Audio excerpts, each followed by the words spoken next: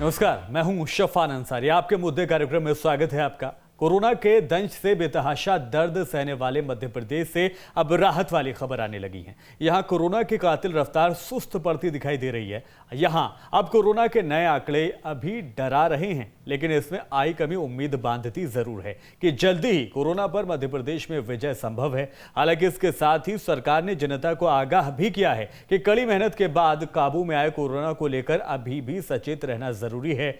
लापरवाही हरगिज बर्दाश्त नहीं की जा सकती। आज कोरोना की मंद पड़ती रफ्तार और आगे कैसे इसे काबू में रखा जाए, इससे जुड़े मुद्दे पर करेंगे चर्चा। इसके लिए एक विशेष पैनल हमारे साथ मौजूद रहेगा, लेकिन सबसे पहले एक रिपोर्ट आपको दिखाते हैं। कोरोना के कहर से त्राहिमाम कर रही एमपी की जनता के लिए अब राहत वाले दिन शुरू हो गए हैं। मध्य प्रदेश में कोरोना संक्रमण अब कमजोर होता दिख रहा है। मई के महीने में नए केस में हर दिन कमी आ रही है। मंगलवार को 2189 नए केस मिले। इंदौर में 423, भोपाल में 433 और सागर में 108 नए संक्रमित मिले हैं। ग्वालियर में 88 नए मरीज मिले हैं। इससे पहले यहां 30 मार्च को 107 केस मिले थे। इसके बाद हर दिन आंकड़ा बढ़ता गया। इसी तरह जबलपुर में 68 दिन बाद 82 केस मिले। यहां इससे पहले 92 केस 18 मार्च को मिले थे। 18 जिलों में 10 से भी कम नए पॉजिटिव केस आए हैं। वहीं प्रदेश में 6 जिले ऐसे हैं जहां 19 से 25 मई तक संक्रमण दर 1% के करीब है। एक्टिव केस का आंकड़ा घटकर 44,000 से नीचे आ गया है। प्रदेश में 10 मई को मरीजों की संख्या 1,11,000 से ज्यादा पहुंच गई थी, लेकिन इसके बाद से हर दिन एक्टिव केस कम होते जा रहे हैं। संक्रमण दर भी घटकर 3% से नीचे आ गई है। विश्व स्वास्थ्य संगठन की गाइडलाइन के मुताबिक ये 3% ही होनी चाहिए, यानी मध्य प्रदेश में अब कोरोना संक्रमण नियंत्रण में आ गया है। प्रदेश में इंदौर, भोपाल और सागर ही ऐसे जिले हैं जहां 100 से ज्यादा नए संक्रमित मिले हैं। 5% से अधिक संक्रमण की दर है। कोरोना संक्रमण अब मध्य प्रदेश में नियंत्रण की स्थिति में है। कल हमने 70,000 से ज्यादा टेस्ट किए, लेकिन उनमें से पॉजिटिव केस आए 2,189। 7,846 स्वस्थ होकर घर वापस गए। पॉजिटिविटी रेट घटकर अब 3.1% के आसपास रह गया है और रिकवरी रेट बढ़कर, मतलब स्वस्थ होने वालों की दर 93.39% है। मतलब 100 बीमार जो थे उनमें से 93 से ज्यादा लोग स्वस्थ होकर जा रहे हैं और यह प्रतिशत लगातार बढ़ता जा रहा है। लेकिन निश्चिंत मत हो जाना, संकट अभी टला नहीं है, खतरा अभी बाकी है। वायरस हमारे बीच है। यह बात सही है कि आज 17 जिलों में 10 से कम पॉजिटिव केस आए हैं, लेकिन आज भी इंदौर और भोपाल में बहुत सावधानी की आवश्यकता है। इसके साथ ही मध्य प्रदेश में 1 जून से अनलॉक की तैयारी तेज होने लगी, लेकिन कोरोना काबू में रहे इसके लिए भोपाल में कर्फ्यू और सख्ती कर दी गई है ताकि संक्रमण की चेन को पूरी तरह से ब्रेक कर दिया जाए। इसी मुहिम के तहत कैबिनेट मंत्री विश्वास सारंग लोगों को जागरूक करने सड़कों पर उतरे। इस दौरान मंत्री ने होम आइसोलेशन में रहने वाले मरीजों का हाल भी जाना। तो हमने भोपाल में एक प्लान किया है कि जो हमारे होम आइसोलेशन में पेशेंट हैं उनको हम घर घर जाकर आइडेंटिफाई करते हुए ये सुनिश्चित कर रहे हैं कि वो स्प्रेडर ना बने, और उसके लिए ज़रूरी है कि वो होम आइसोलेट हों। ये 7 दिन हमारे लिए बहुत महत्वपूर्ण है और इसीलिए सभी का फिजिकल वेरिफिकेशन भी कर रहे हैं और इस बात के लिए भी जनता को तैयार कर रहे हैं कि यदि 1 तारीख के बाद कर्फ्यू में ढील होती है या समाप्त होता है तो हम सब सोशल डिस्टेंसिंग का, मास्क लगाकर रहने का और सभी तरह के कोरोना के जो प्रोटोकॉल है उसका ध्यान रखें। मध्य प्रदेश में संक्रमण दर भले ही कम हो रही है, लेकिन कोरोना से मरने वालों की संख्या कम नहीं हो रही है। कोरोना से अब तक 7,758 मौतें हो चुकी हैं। इसमें 25 मई को हुई 72 मौतें भी शामिल हैं। इसमें सबसे ज्यादा 7 मौतें जबलपुर में दर्ज की गईं, जबकि ग्वालियर, भोपाल, इंदौर और सागर में 5-5 मौतें होना बताया गया है। अप्रैल में 1720 मौतें हुई थी, जबकि मई में अब तक 2040 मौतें कोरोना से हो चुकी हैं।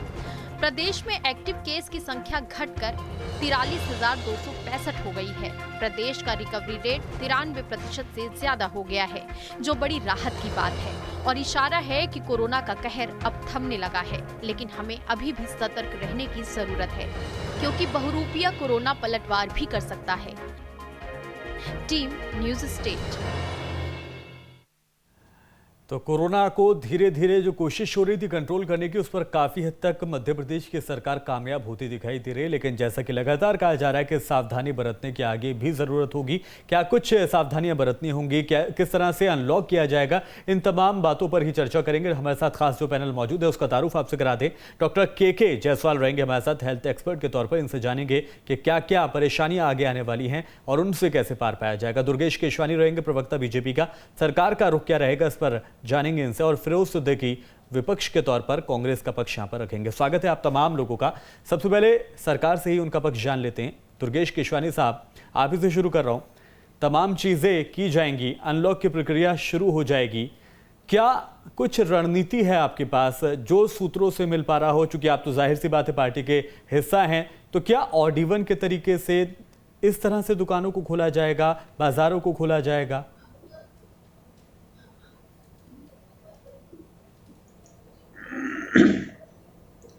देखिए अंसारी जी, कल जो मंत्रियों की समिति बनी है, कल वो अपनी बैठकें करेंगी और जो जनता के बीच से सुझाव आएंगे, जनता क्योंकि अल्टीमेटली आज अगर हम इस कोरोना को काबू करने में कामयाब हुए हैं तो जनता का सहयोग, जनता का साथ, माननीय मुख्यमंत्री जी की संवेदनशीलता, मंत्रियों के प्रयास, कलेक्टरों का अथक प्रयास और जो कमिश्नर से सबने मिलकर जो इस कोरोना को चेन को काबू करने का जो प्रयास किया है, इस चेन को तोड़ने का जो हम लोगों ने सबने मिलकर प्रयास किया, निश्चित रूप से उसके ही रिजल्ट ये हैं कि आज मध्य प्रदेश की स्थिति पहले से कहीं बहुत ज़्यादा अच्छी होती जा रही है। जो हम पहले कभी 6ठे स्थान पर थे, उससे खिसक के आज हम 16वें 17वें स्थान पर हैं। तो जो जो जो प्रयास किए गए सबके द्वारा मिलकर, उसके रिजल्ट्स ये सामने आ रहे हैं।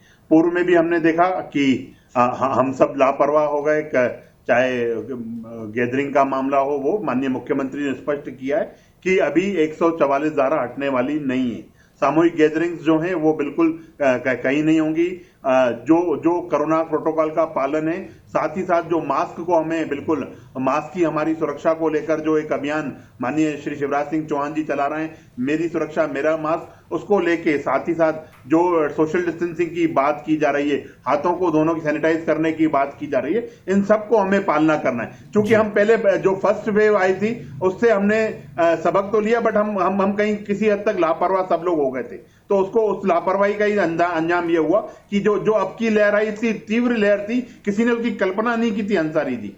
उसको उस चेन को कैसे तोड़ने के लिए सबने प्रयास किए और आने वाले समय में चूंकि आर्थिक गतिविधियां भी चलनी चाहिए, उसको लेकर भी सरकार बिल्कुल स्पष्ट मानना है कि बगैर आर्थिक गतिविधियों से चलना ही चाहिए। उसको लेकर भी हम सभी प्रयास कर रहे हैं और जो सुझाव जनता की तरफ से, जो इंटेलेक्चुअल्स की तरफ से आएंगे, एक एक करके हम उस चीज को खोलना चाह रहे हैं ताकि आर्थिक गतिविधि भी चलती रहे और कोरोना भी नियंत्रण में रहे। आप देखेंगे आज भोपाल में अनेकों स्थान 443 केस आए, जो 1600-1700 केस आ रहे थे वो भी कम होते हुआ है। पर उसके बाद भी हमें और उसमें माइनस में जाना है। हमें ये सब चीजें कहीं पे उसको खत्म करना है। माननीय विश्वास सारंग जी ने भी अभी बताया कि हम चिन्हित करके उसको वहीं खत्म करना चाह रहे हैं।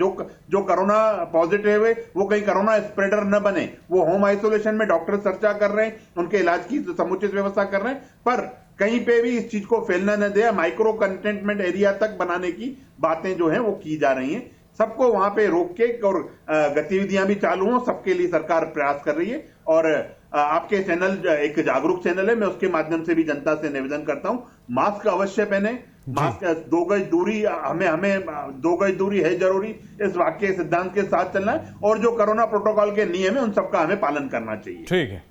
फिरोज सिद्दीकी साहब, रिकवरी रेट जो है वो बढ़ते बढ़ते 93% से ऊपर पहुंच गया है। सरकार ने बेहतर काम किया है आपकी नजर में, या फिर अभी भी आंकड़ों की बाजीगरी सरकार के द्वारा की जा रही है? देखिए, ग्रामीण क्षेत्रों में स्थितियां अभी भी ठीक नहीं है। टेस्टिंग जो है वो कम है, टेस्टिंग को हमको बढ़ाना चाहिए। ये एक बड़ी अच्छी चीज है कोरोना में कि आप टेस्टिंग घटा दीजिए, आपका ऑटोमेटिक जो संक्रमण दर है वो घट जाती है। तो ये दोनों बातें हैं, सरकार को इस पर ध्यान देना चाहिए। तीसरी बात ये है कि अगर हम लॉकडाउन खोलने जा रहे हैं 1 तारीख से, तो सरकार को ये बताना चाहिए कि उनके पास ऑक्सीजन की क्या व्यवस्था है, उसके परिवहन की क्या व्यवस्था है, कितने सिलेंडर्स हैं। अगर ये कोरोना वापस पीक पे आ जाता है तो हम इसको नियंत्रण कर पाएंगे या नहीं कर पाएंगे।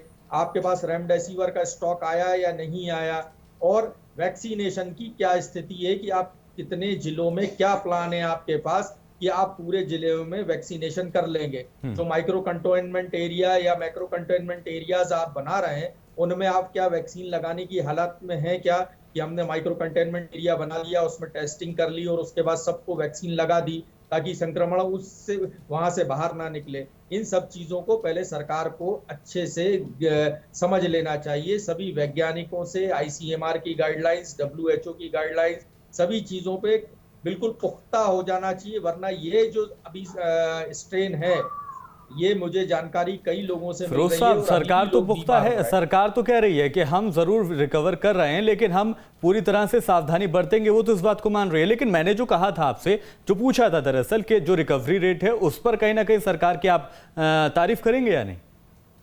देखिए, रिकवरी रेट तो पूरे देश में कम हो रहा है। ये एक बार पीक पे गया था कोरोना, जब सरकार के हाथ से सब कुछ चला गया था।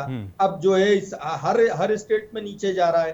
पूरे देश में 4-4.25 लाख केस आ रहे थे, अब 1.5-2 लाख केस आ रहे हैं। तो कहीं ना कहीं ये जो कोरोना है या कभी कोई भी वायरल फ्लू होता है, ये भी एकदम पीक पे आता है और उसके बाद नीचे जाता है। ये अभी नीचे गया है, लेकिन जो मेरा चिंता है, जो कांग्रेस पार्टी की चिंता है कि हम अनलॉक की तरफ जा रहे हैं। अच्छी बात है कि अगर हमारे को केस कम मिल रहे हैं, कम पॉजिटिविटी रेट आ रहा है, ये अच्छी बात है, राहत की बात है। लेकिन वायरस अभी भी हमारे बीच में है और उस वायरस से लड़ने के लिए पहले हम अनलॉक से पहले ये सारी व्यवस्थाओं को कर लें, उसके बाद आप धीरे धीरे अनलॉक करते जाइए। कांग्रेस पार्टी भी चाहती है, इस तर्क से सहमत है कि आर्थिक गतिविधियों को चालू करना पड़ेगा, लोगों के रोजगार को चालू करना पड़ेगा। अब इसके बाद बोनी का सीजन आ रहा है, स्विंग, हमारे 15 जून मध्य प्रदेश में स्विंग सीजन होता है, तो फसल लगाने का भी सीजन आ रहा है। तो ये जरूरी है कि अब हमको अनलॉक की तरफ बढ़ना पड़ेगा। लेकिन विपक्ष के नाते हम सरकार को यही सलाह देते हैं कि आप वैक्सीन की और ये तमाम एहतियाती कदम जो है पुख्ता रूप से आजमाइए। लोग जो हैं, लोग भी अब सजग हो गए, डर गए हैं और सजगता के साथ लोग भी रहेंगे। ठीक है दुर्गेश जी, मैं आऊंगा आपके पास एक बार।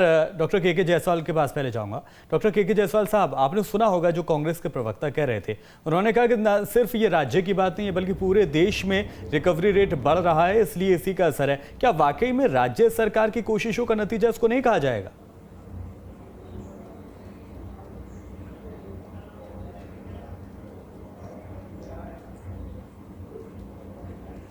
अंसारी सर, मैं इस कोरोना के संक्रमण की जो दर है जो कम हुई, इस बात से सहमत हूं कि प्रयास तो किया गया जी, लेकिन ये प्रयास आज जो इतनी मेहनत के बाद जो रिकवरी रेट जो बढ़ी हमारी और हम अनलॉक की ओर जा रहे हैं, तो हम अनलॉक करेंगे तो हम किस तरीके से अनलॉक करेंगे, उसके मायने, उसकी गाइडलाइन क्या रहेगी, और आर्थिक गतिविधियों को बढ़ाने के लिए ऐसे कौन कौन से मतलब ऐसा है कि अनलॉक की प्रक्रिया होगी जिससे कि कोरोना के संक्रमण को बढ़ने से रोका जा सके और सोशल डिस्टेंसिंग का पालन हो, मास्क बहुत कंपलसरी है। और उसके बावजूद मतलब ये है कि जो मतलब एसिम्टोमेटिक मरीज हैं और जो सिम्टोमेटिक मरीज हैं, इसमें जब तक अनलॉक में ये दूरियां नहीं रहेंगी और कोरोना गाइडलाइन का पालन नहीं होगा, तो मैं समझता हूं कि अनलॉक की प्रक्रिया जो इतनी मेहनत के बाद जो हम एक अच्छी दिशा की ओर बढ़ रहे हैं, इसमें कहीं ना कहीं हम अगर कुछ भी अगर इसमें कमजोरी पाई जाती है तो अनलॉक करना जो होगा एक खतरे का संकेत है। और मैं समझता हूं कि अनलॉक की प्रक्रिया पहले ये निश्चित कर लेना चाहिए कि हमें किस तरीके से अनलॉक करना है। लॉकडाउन में हम देरी किए। हम लॉकडाउन पहले हो जाना चाहिए था किसी भी स्टेट में। हमने बहुत देर से उसका डिसीजन लिया और इससे संक्रमण की दर इतनी तेजी से फैली। जो सेकंड वेव थी, इसका फैलने का सबसे बड़ा कारण लॉकडाउन में विलंब। जब तक अब अनलॉक करने के लिए अगर मान लीजिए सारे बिजनेस को और सारे सेंटर को एक साथ खोल दिए जाएंगे तो आपकी 1.5 महीने की मेहनत पूरी मतलब ऐसा है कि मिट्टी में मिल जाएगी। और अनलॉक की प्रक्रिया बहुत ही सावधानी से और किस जनता से आप अपने उनके विषय में या किस जनता का आप मतलब ऐसा है कि सलाह लेंगे। कौन सी जनता आपको सलाह देगी? ठीक है, जनता सलाह नहीं देगी। इसमें आप एक्सपर्ट से सलाह लीजिए, मेडिकल एक्सपर्ट बैठे उनसे सलाह लीजिए कि अनलॉक किस तरीके से करना है। ठीक है, दुर्गेश केशवानी साहब जी, एक्सपर्ट से सलाह नहीं ली जाएगी और अनलॉक की प्रक्रिया चालू हो जाएगी तो ठीक है सर। दुर्गेश जी से जवाब ले लेता हूं। दुर्गेश जी, 2 बातों पे जवाब आपसे चाहिए होगा। पहली चीज़ तो ये कि फिरोज सिद्दीकी साहब तो अभी भी यही कह रहे हैं कि जब आप टेस्टिंग घटा देते हैं तो जाहिर सी बात है जो अब बढ़ते हुए आंकड़े हैं वो ऑटोमेटिकली कम हो जाते हैं। एक ये, दूसरा ये, जो हमारे साथ के जायसवाल साहब बैठे हैं उन्होंने भी बताया कि सिर्फ जनता से सुझाव लेने से कोई फायदा तो है नहीं, क्योंकि जनता तो ये भी चाह रही है कि आज ही खुल जाए, क्योंकि लापरवाह लोग वो बहुत हैं, उनको इग्नोर नहीं किया जा सकता। अच्छी खासी तादाद है जो लोग आज भी चाहते हैं कि अभी सब कुछ ओपन हो जाए और जिंदगी एक बार फिर से पटरी पर लौट आए, उनकी आवाजाही फिर से शुरू हो जाए। तो बेहतर तो यही है कि एक्सपर्ट की तरफ आप जाएं, डॉक्टर्स के पास आप जाएं, उनसे मशवरा किया जाए।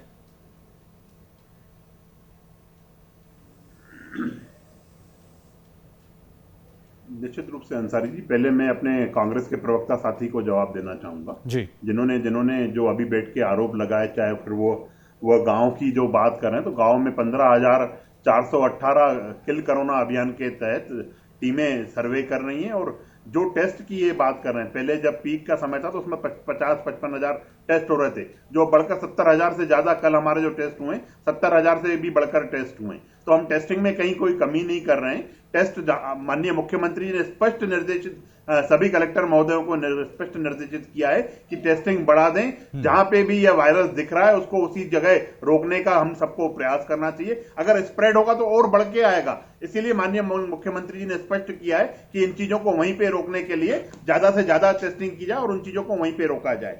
ग्रामीण इलाकों की जो मेरे बात ने वैक्सीनेशन का कार्य भी निश्चित रूप से सभी पूरे प्रदेश में चल रहा है। अनावश्यक रूप से जो लोग, मेरे को लगता है जैसा डॉक्टर साहब ने अभी अंसारी जी, जायसवाल जी ने बात की कि हमें निश्चित रूप से उन संगठनों से बात करनी चाहिए, स्पेशलिस्ट से बात करनी चाहिए, डॉक्टर से बात करनी चाहिए। तो निश्चित रूप से आज चैनल पे डॉक्टर साहब बैठे हैं, अपने सुझाव दें। निश्चित रूप से मैं भी सुझाव लिखूंगा उन सुझावों को। अगर जो हम प्रदेश की 8 करोड़ जनता के लिए हम लोग कटिबद्ध हैं, जो अच्छे सुझाव होंगे, हमारे कांग्रेस के प्रवक्ता साथी भी यहां बैठे हैं, वो भी सुझाव दे सकते हैं। अच्छे सुझाव दीजिए। निश्चित रूप से हम चाहते हैं कि इस कोरोना को हम सब मिलकर ध्वस्त करें और निश्चित ही जब आपके अच्छे सुझाव आएंगे उन पे अमली जामा पहनाया जाएगा, अमल किया जाएगा, तो उसके रिजल्ट भी, परिणाम भी अच्छे आएंगे। बिल्कुल। डॉक्टर के जायसवाल साहब, आपने सुना दुर्गेश जी को, वो तो कह रहे हैं, आपके पास 2 मिनट है, आप प्लीज जरा बताएं कि सरकार को किस तरह से काम करना चाहिए अनलॉक की स्थिति में जब हम चाहते हैं तो।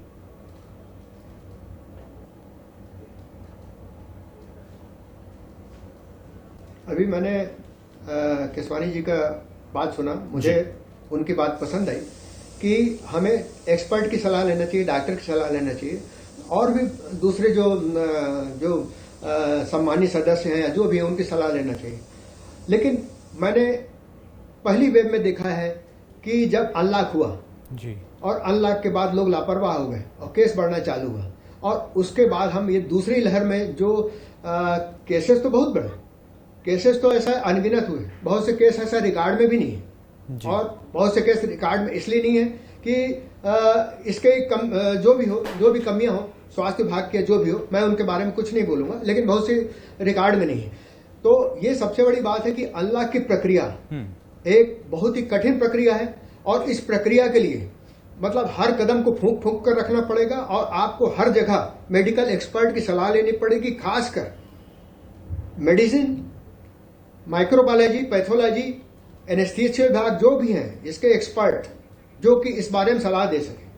और बगैर सलाह के अगर आपने एकदम से डिसीजन ले लिया कि अनलॉक करना है और किस बिजनेस को करना है, क्या करना है, इसके बारे में अगर मान लीजिए आप कोरोना गाइडलाइन को आपने पालन नहीं किया तो ये आगे आने वाले समय में तीसरी लहर को आने में ज्यादा समय नहीं लगेगा, क्योंकि मैंने दूसरी लहर में मैं देखा है कि जितनी लापरवाही यहाँ हुई है जी। तो डॉक्टर के जायसवाल साहब की जो बात है उसका निचोड़ निकल कर अगर देखा जाए तो ये कहा जा सकता है कि बिल्कुल कि पहले स्ट्रेन में जो लापरवाही हुई थी, बेहतर होगा कि हमें उनको याद करते हुए, उनसे किनारा करते हुए आगे नई स्ट्रेटेजी पे काम करना होगा, तभी इन चीजों पर काबू पाया जा सकता है। बहुत शुक्रिया हमारे साथ जुड़े दुर्गेश केशवानी साहब, अपना पक्ष आपने रखा। फिरोज सिद्दीकी साहब भी रहे हमारे साथ और साथ ही डॉक्टर के जायसवाल साहब जो कि हमारे साथ आगे भी जुड़े रहेंगे। सर वक्त की कमी है, रुक रहे हैं एक ब्रेक के लिए।